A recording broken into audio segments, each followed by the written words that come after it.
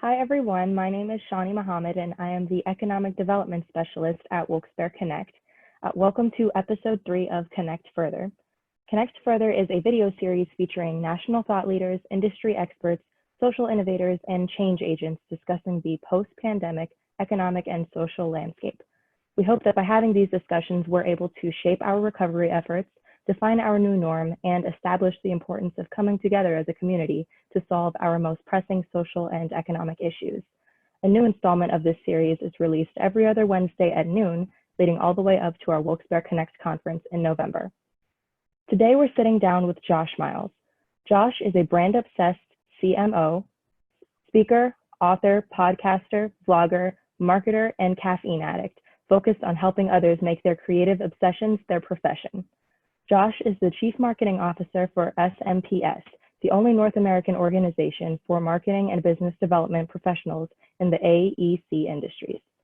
Josh is also the CMO for Codalicious, a startup delivering comprehensive, full semester computer science curriculum for grades 3 to 8 that any educator can teach. As a past TED speaker, Josh speaks coast to coast, including hosting podcasts called Obsessed Show and PSM Show. He is the author of Bold Brand 2.0, How to Leverage Brand Strategy to Reposition, Differentiate, and Market Your Professional Services Firm. Josh is also an advisory board member of the Purdue University Lamb School of Communication. Welcome to Connect Further, Josh. Hey guys, thanks for having me, Joe. It's great to see you again. Josh, great to see you. I think we've been spending a lot of time on Zoom lately, which is I guess a good thing for now. And I mean, haven't we all really?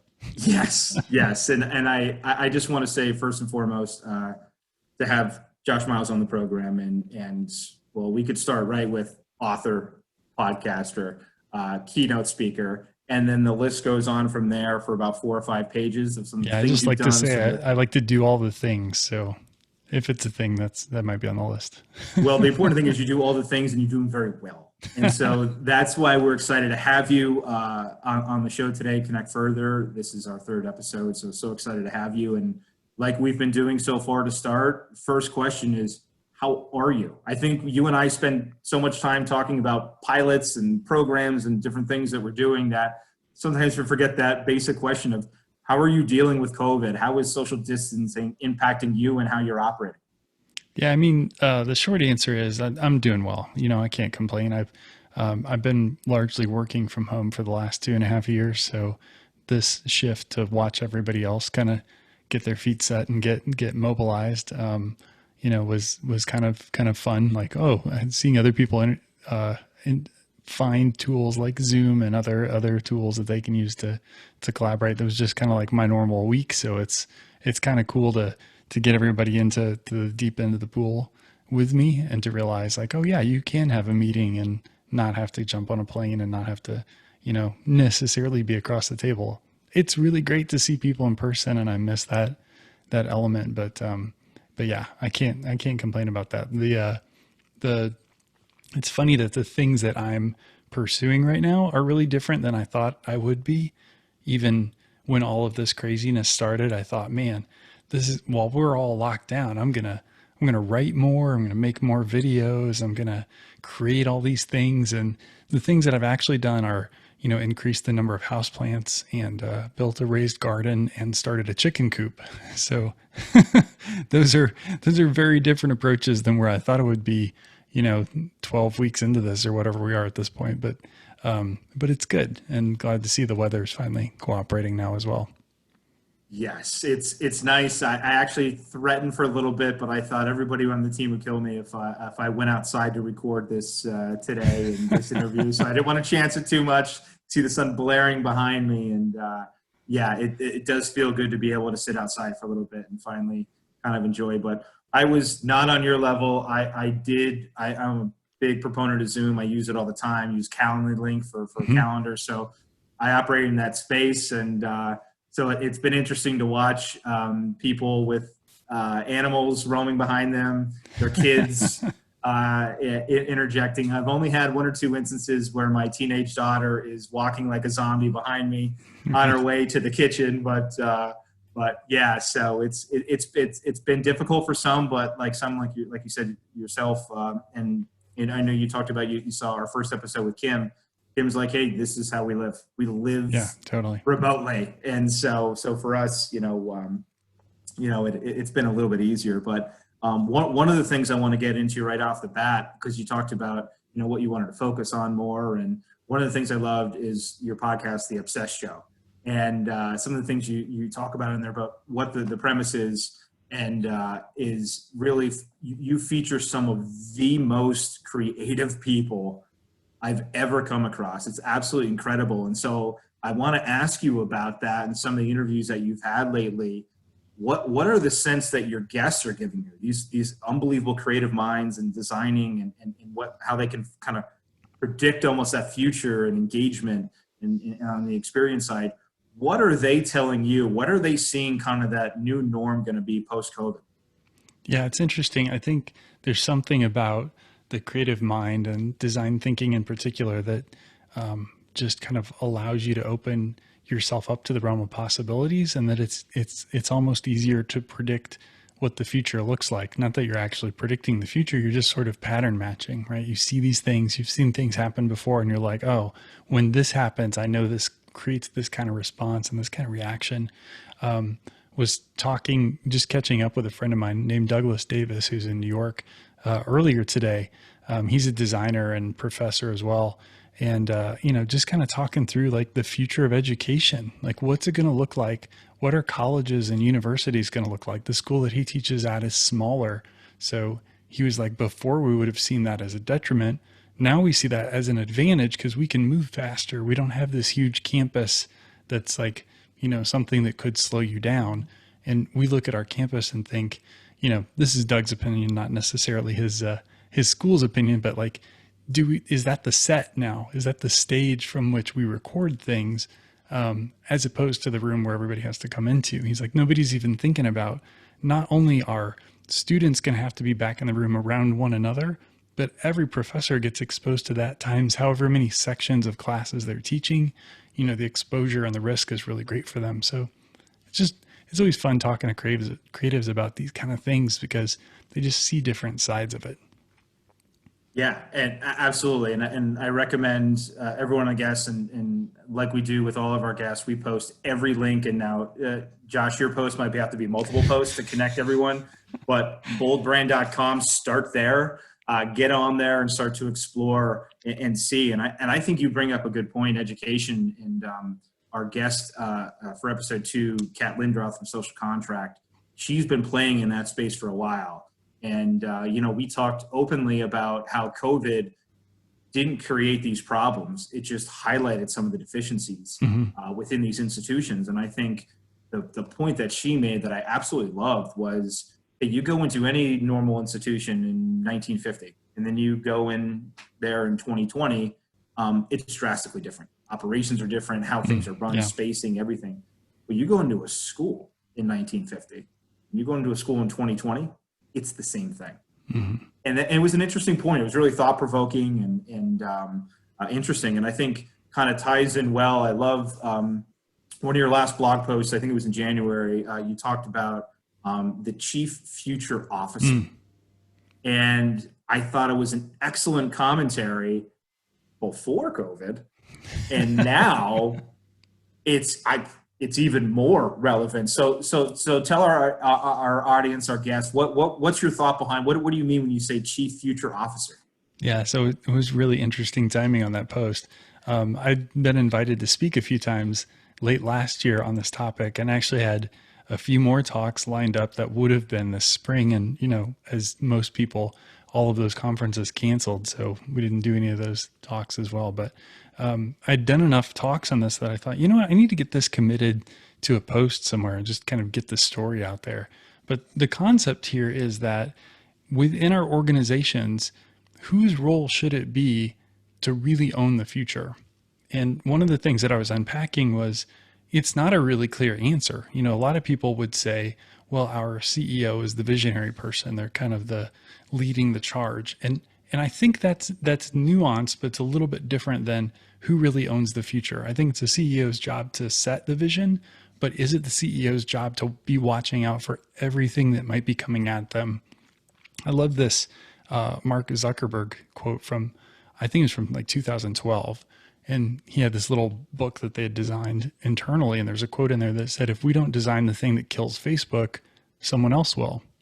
So thinking about like, he's got to be the one to one up himself before anyone else can do it. And you kind of see that in some of his activities too, when he acquires other technologies, when they, pick up Instagram or all the other things that they've added on little technologies here and there. They're constantly thinking about how to make their own system, their own ecosystem better.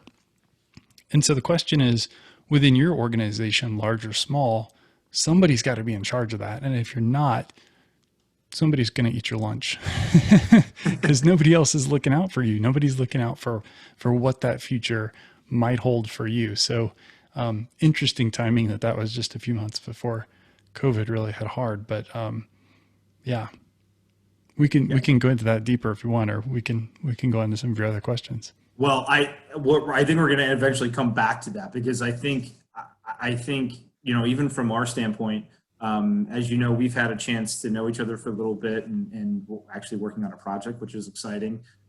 We are not a typical chamber of commerce. Yeah.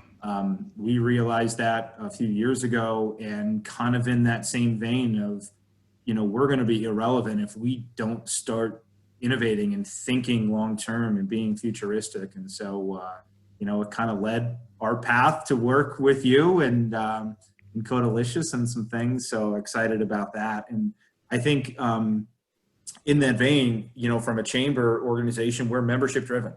And in a time like this, to be a part of a membership organization, kind of difficult. Mm-hmm. But we have bucked the trend for years. And we see this even more. We're adding members to our organization during this incredible time. The average retention rate in a chamber in the US is about 80%. We hit over 90% the last couple of years. And I think that's because amazing. It's not a traditional way we do it. We really focus on that experience. And it's about, what does the business actually need? Do you really need to go to a happy hour and have this networking thing? Okay, maybe some, but there's so much more in-depth components that are necessary that these businesses are looking for. And it kind of leads me into, I absolutely love your TED Talks that you did at Purdue. And the story, for two reasons I like this, right? First, I'm a Star Wars fan. But you tell the story about when you were a kid and getting the gift of the Millennium Falcon, which, by the way, I totally had. Yeah, sharing your joy there. But you made such an amazing analogy along the way, and you showed the two pictures, and one of your expression once you had that gift, but you weren't just given that gift. Tell that story a little bit more. I know it's out there, but how and why the actual leading up to that gift was different. Yeah, and I'm sure I'm not the first one to say this, but there's just something about the pursuit or the chase or the anticipation that for the weeks and months leading up to a big vacation, you can't think about anything other than that vacation. And when you get on that vacation, it's really, really good. But man, the anticipation that you're going to go on it, like, you just can't shut people up who are getting ready to experience something big and exciting leading up to a wedding or to a move or to a new car. Like, these are things we get really excited about. So for me personally, it was this story of, as a kid, getting this Millennium Falcon. You could see when the gift comes out, like, how wide-eyed I am and how amazed I am. And I'm just so excited. And then once I've opened it and it's in my hands, like, I'm happy, but the anticipation face was just so much more off the charts. And it was just interesting to see, even in the limited film photographic evidence of me as a kid, there were probably 2 photos from that Christmas, and that was the 2 of them. But you could see that metamorphosis from the one to the other. So it was just cool to be able to look back at that and see kind of what that might have been like. Yeah, I loved it so much because it reminded me a lot of the conversation, brought her up before, but the conversation with Kim Cow and how customer experience engagement has become it was important to begin with, but now it's even more relevant, as we see what this kind of new norm is and how businesses are adapting. So, how do you see that shift? Like, how can businesses truly understand how they can provide that new experience now in what is essentially going to be our new norm. Yeah. So, I'm kind of at the heart, I'm a branding guy, right? So, like the experience thing, I think begins with the brand, or begins with the story that we tell others about ourselves, or the story that we tell ourselves about who we are. One of the challenges that we have as marketers, as business owners, is that it's really easy for us to say, we do this. And, nobody likes when you we all over yourself. So I'd recommend against that. But second of all, we tend to paint ourselves as the hero in our customer's picture, right? We want to say that we're here to save the day. And again, not my own unique thought here, but I think the better that we can get sort of in the Donald Miller story brand, if that's a great book, if your listeners, viewers haven't read that yet. And he talks about how we can better write that story by making ourselves the guide and our customer, our client is the hero.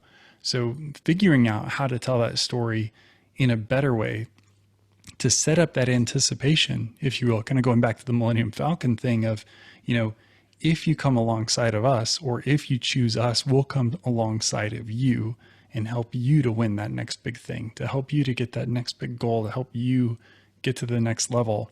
That creates the anticipation, that creates the great experience, because then what they're looking forward to isn't necessarily writing you the check. They're looking forward to their own success that you can come alongside for. So I think doing a better job of telling that story to start with is really the key to a deeper and more satisfying customer experience. I couldn't agree more. And I think even an example, the project that we're working on, encoding the coal region, and at its face, what are we trying to do? We're trying to provide students with the opportunity to access computer programming skills, and it can advance their educational knowledge, but really start to help them find their passion and really become, the person that they could potentially want to be, that maybe in certain circumstances they don't have the opportunity to do that. So we want to provide that. But what's interesting is, we talk a lot about numbers, right? And the impact that we're going to create and this and that. But, even we had a Zoom today, right? And it was about experience. And I think that's so critical. It's not, that student is not a number. They're a human being. And the impact, and to make sure that they're getting everything out of this is critical. And I love that analogy. And I think it's about how you tell the story. And I love that you don't want to we on yourself. That's never we all over yourself. That's not a good thing. And I think to that point, I think a lot of that too. I go back to the TED Talks as well, about, you talk about positioning. Mm-hmm. And that is a key thing. And I think, probably the most brilliant branding person I've ever spoken to, and seeing some of the work in your thought process. And I think, from that business perspective, there's so much going on right now, right? COVID seems to be on the bottom fold right now, mm-hmm. which is, you never thought would happen. And there's a real pressure on businesses to really position themselves well, to understand. So, what are you saying, or what type of advice do you give a business, a small business in particular, our area, that can really understand the power of that, of the branding side, the storytelling, but then how you can position yourself? Yeah, well, I think kind of what's implied here is people are going to be even more savvy with how they use their dollars right now. So your message, how you're positioned, and how you execute really, really, really matters. There's not going to be a whole lot of expenses that people or businesses carry that are non-essential right now, or companies they don't like, or companies they aren't pleased with. Like, those are the ones they're going to cut.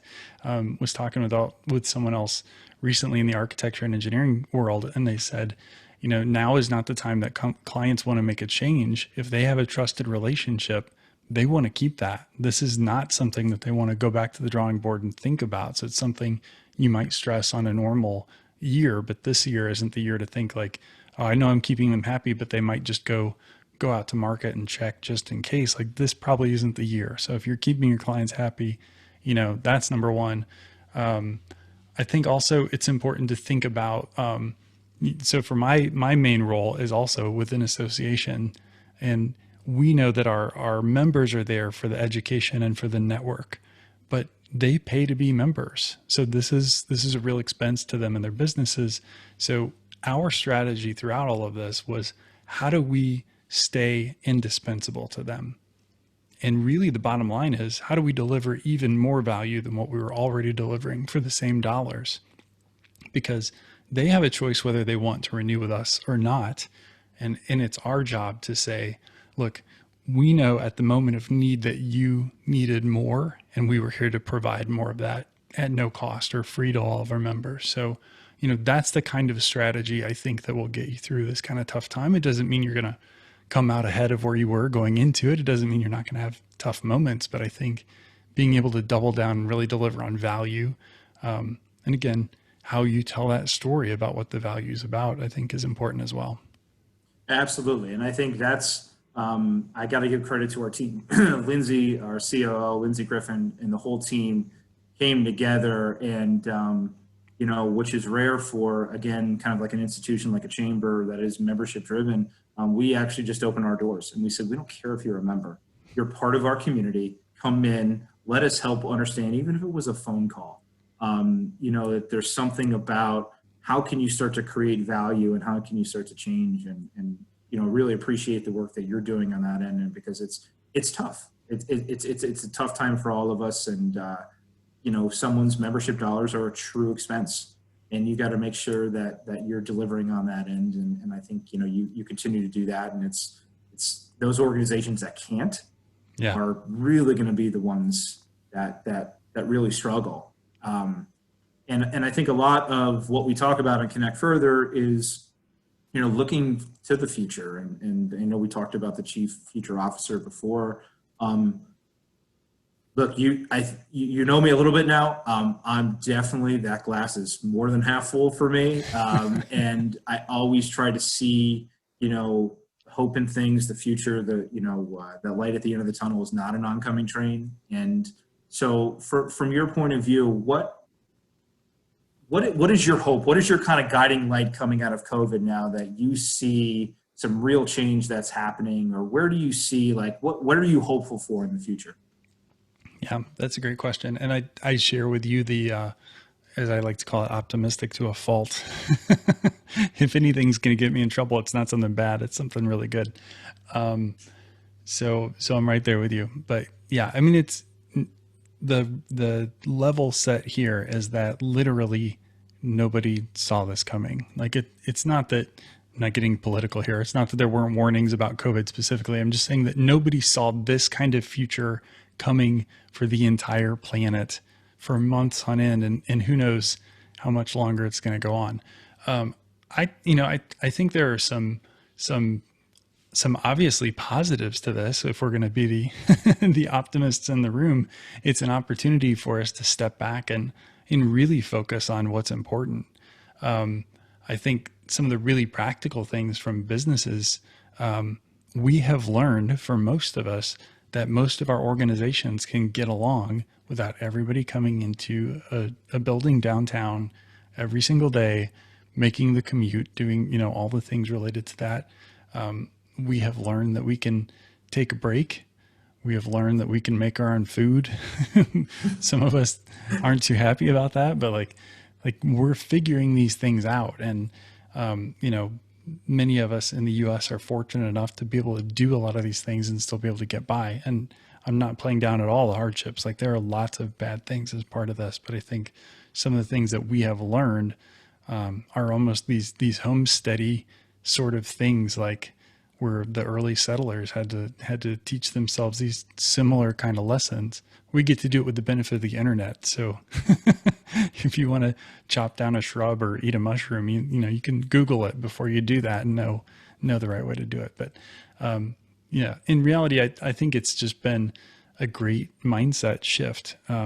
My grandmother grew up in the Great Depression, and a lot of the things that she would say and a lot of the things that her behaviors and the songs that she sang and the way that she handled money, and a lot of that was as a result of her being a kid in the Great Depression. And so I think it's going to be really interesting to fast forward 20, 40, 60 years and kind of see what the output is from all of us, because we went through this together. Yeah, and it's not even so much like, again, there's the whole business angle, right? But Hmm. there's just that human element, and I know I echo a lot of things that you say. So like it'll be interesting. Like, what do you think? Like the the the changes within each other, and obviously there's COVID, and now um, the protests occurring, in every city across the U.S. It's Yeah. been the last few months have just been an interesting time, and seeing how we all come out of this, not from a business and Hmm. spreadsheets and profit and loss and that stuff. It's where we are and where our values align. So what's your thought on that? I think that's a quite interesting Yeah. kind of No, piece. that's a great question. I think especially, don't want to leave this interview without touching on the social unrest piece, which is what Douglas Davis and I, who I mentioned a minute ago, were chatting about earlier today. Is like, as leaders in the creative community, it feels like it is on us to help find something, because I'm hearing this thing from other people who look like me saying, well, I want to do something, but what can I do? Like, and there are plenty of things that we can do, but I think especially like we talked about at the top of the show, there's something about the creative mind that sees solutions differently. And I think to really intentionally, to whatever role I can help activate the creative community to doing things differently and to really solving this problem, and all of the systemic issues that we have, man, that would be like the proudest thing I could possibly help out with. So I don't have the answer yet, but that's kind of the main thing that's on my mind here in the past few weeks.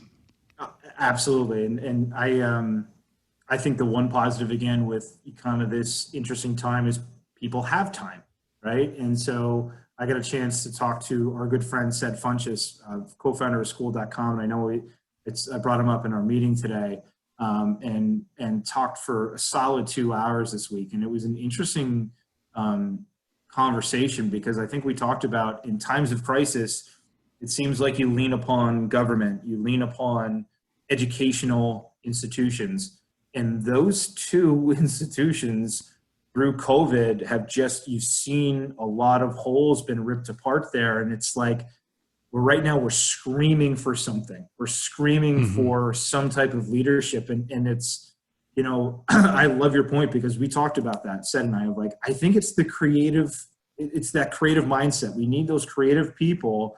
And so kind of, not plugging our own show here, but I'm so glad that we have this opportunity to connect further because we're starting to see that. And so I love, and I think from our listeners, if you haven't checked out what Josh is doing, you've got to go on boldbrand.com, start there. You'll see in all our social media, everywhere else that you could check out Josh. But I think what you do and how you're bringing the creative minds together, I know I'm in. When you figure that out, I think that's where the true leadership and change could happen.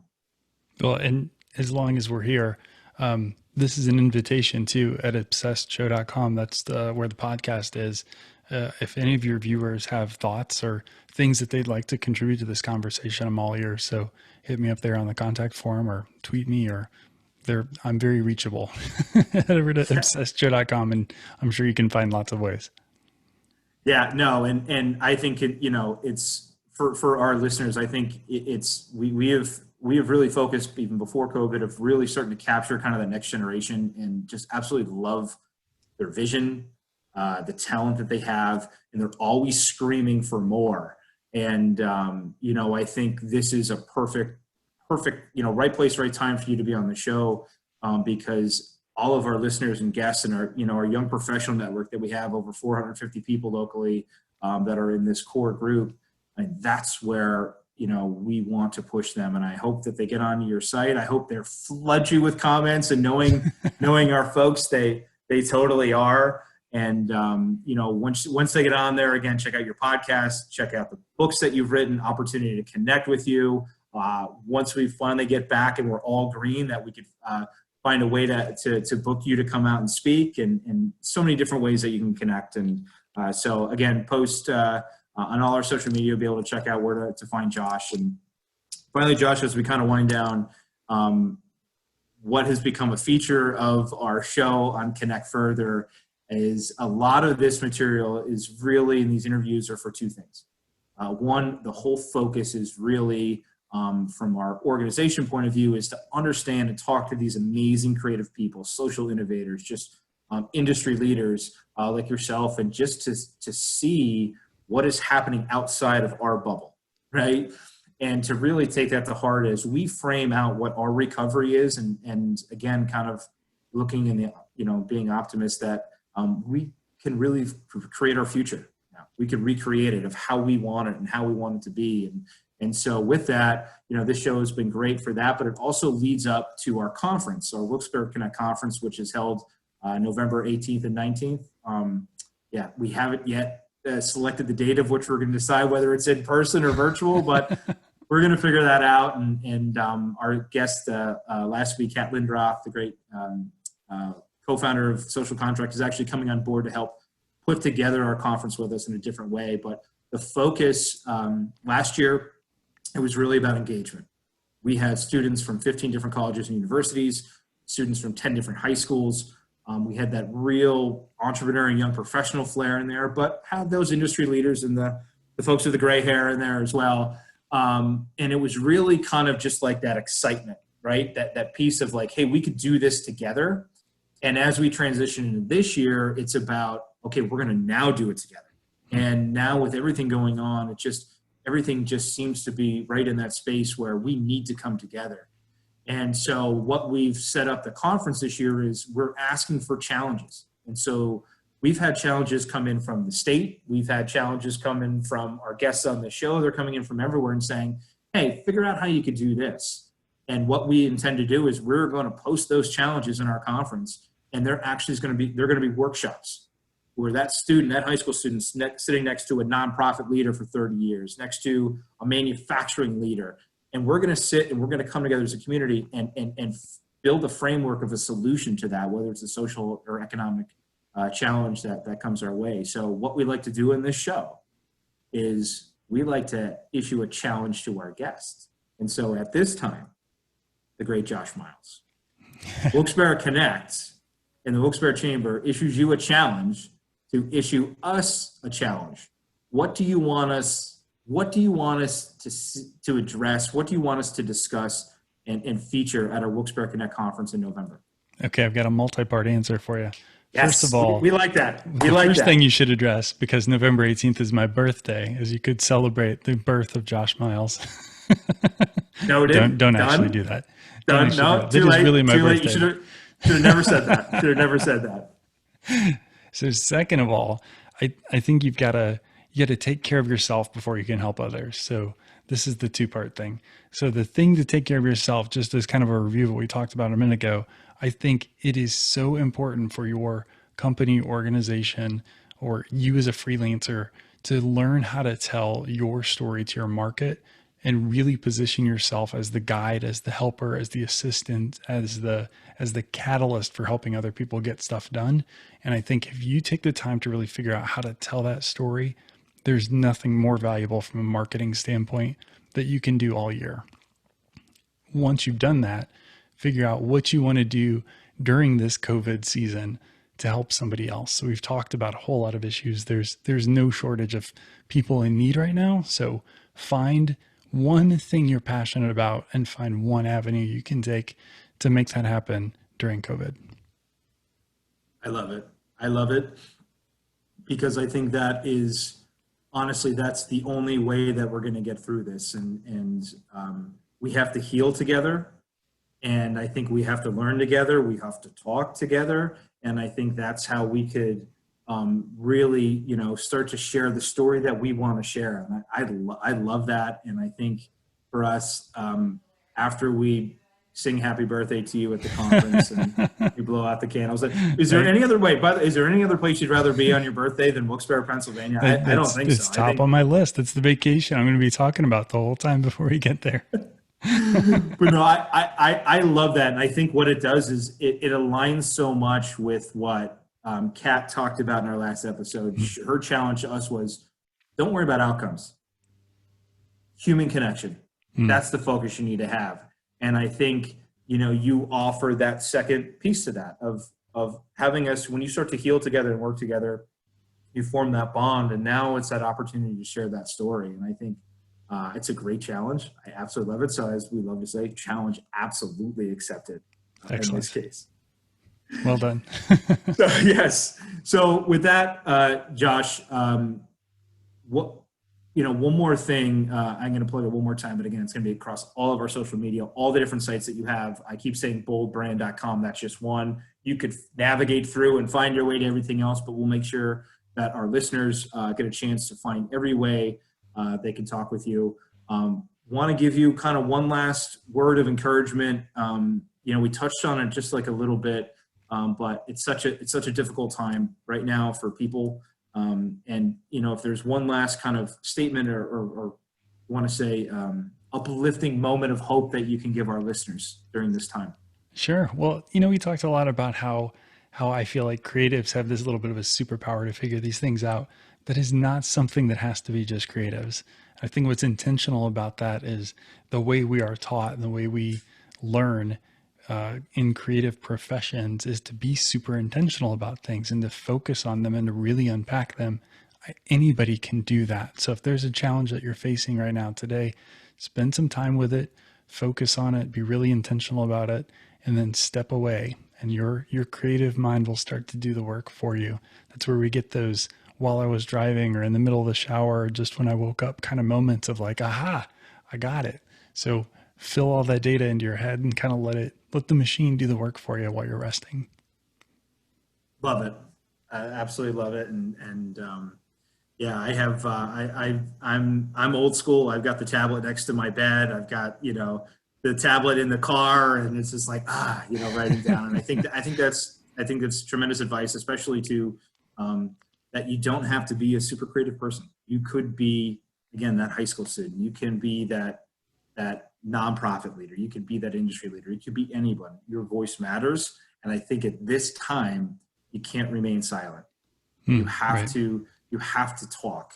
And because we're not going to get anywhere being silent. We have to engage in that dialogue. And, my hope is, that we can come together. And I know it. There's so much good left in this country and people, and you could see little pieces of it. And, the hope is that, folks like yourself continue to do the amazing things that you're doing, talking to these amazing people, because I think that gives so much inspiration out. So thank you for everything that you do. Thank you for being a guest on Connect Further. More importantly, thanks for being a partner in Coding the Coal Region, coming live soon. We'll have to talk more about that soon after it's live. Yes, we'll be back. Well, we're going to have you up on your birthday on the 18th in November in Wilkes-Barre. So we'll put you up in a really nice room. So, but with that, the great Josh Miles. Josh, thank you so much. I know how incredibly busy you are. All the amazing things that you're doing. You've got so much going on. So to take time to spend with us, we truly appreciate it. So thank you so much. Joe, you have an amazing talent for getting things to happen and getting things done more than many people that I've met. It's a gift. So thanks for all that you do, and thanks for having me. Thanks, Josh. Thank you so much. Thanks, Josh, for chatting with us today. For those of you tuning in, if you'd like to stay in touch with Josh and continue learning about the work that he does at SMPS or Codalicious, or if you want to follow up with his podcasts or books, you can visit joshmiles.com or boldbrand.com. Be sure to tune in on June 24th at noon to hear us talk with Cassandra Bailey, the founder and CEO of Slice Communications. If you'd like to get notifications for upcoming Connect Further videos, watch our past episodes, or learn more about the Wilkes-Barre Connect Conference, visit wbconnectconference.com. Thanks for watching.